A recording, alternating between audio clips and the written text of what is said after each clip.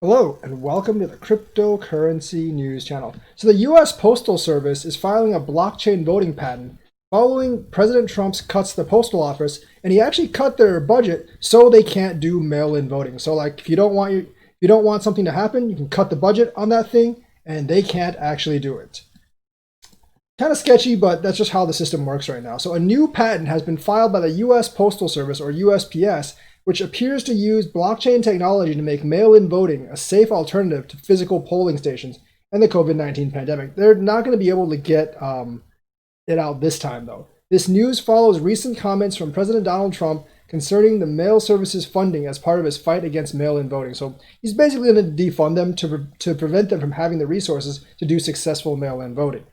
This development relates to a voting system that also incorporates the use of cryptographic elements, such as blockchains, as are used with cryptographic currencies, to track and secure the vote by mail systems, said a patent filing dated August 13th, 2020.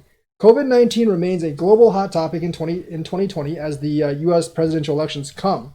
Mail-in voting has also surfaced as a point of contention among members of the country's political parties. By the way, we've actually had mail-in voting since the Civil War. All our servicemen overseas basically vote by mail. Absentee balloting is basically the same thing as mail-in balloting.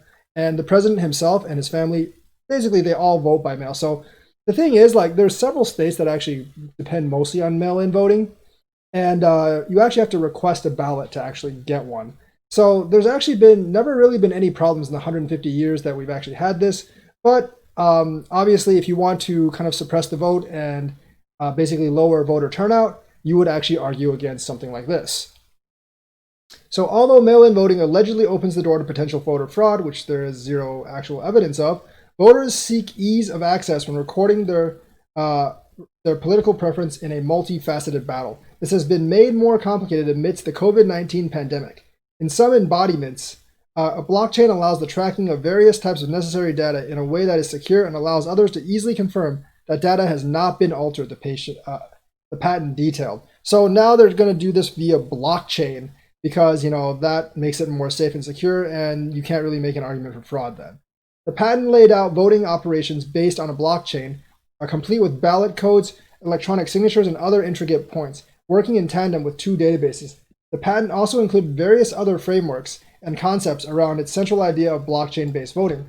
The Postal Service's patent is not its first dive into blockchain. The USPS submitted a concept in 2018 which harnessed blockchain for identity authentication. Cointelegraph reached out to USPS for additional details, and they'll be updated when the response actually comes in. So this obviously won't be in time for this particular election, maybe in the next election, but with all these things, it's going to actually result in, I think, more voter participation, which is something like the Democrats would actually want and the Republicans don't actually want, because higher voter participation generally favors one party over the other. Because like the GOP's base is actually very dedicated, but it's much smaller. The Democrats' base is bigger, but the thing is, they're not as dedicated. So if you make it hard for them to actually vote or put obstacles in the way, they won't really vote. Young people are finicky like that generally, because their base is much younger, especially people in their 20s and 30s. If it's inconvenient for them to actually do something, they won't do it. That's just how, unfortunately, millennials and Gen Z generally works. But anyways, this is pretty cool for the post office. Obviously, post office is mainstream, obviously, and mainstream use of blockchain technology, although it's not cryptocurrency, is still really, really awesome news. So that is the news for today. Let me know what you think, like and subscribe, and hit that bell notifications button. Thank you, and have a nice day.